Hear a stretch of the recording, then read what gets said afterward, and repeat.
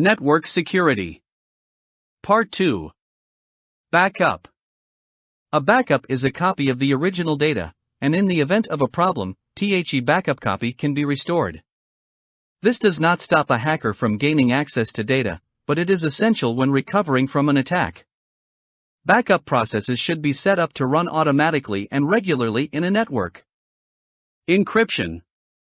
This is the process of changing data so that it will be unreadable to attackers. Although it can prevent data from being read, it does not stop hackers from destroying data, and it does not stop malware. However, it is important for data to be encrypted whenever it passes through open public networks. Malware Security. Antiviruses and anti-malware software can be used to monitor a computer network for any malware, and it will prevent it from executing. They can also scan an existing system to find any existing malware. Physical security methods. Buildings in which computers and servers are stored should also be protected. Security guards can be used to check for unauthorized users, and physical locks can be used to secure devices with sensitive data. Main servers should also be protected against electrical surges and power outages, usually through the use of an uninterruptible power supply, UPS. Server rooms should be located in areas protected from fires and floods. Data protection.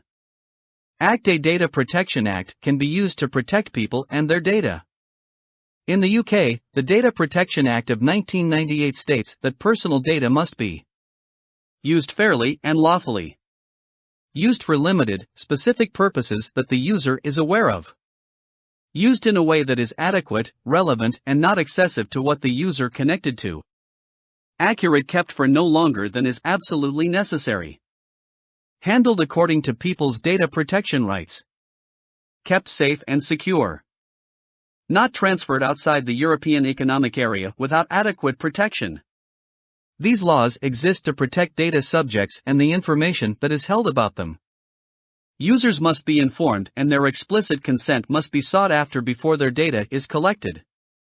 The data must only be used for relevant purposes and not sold to third parties, and the data must be accurate and up to date.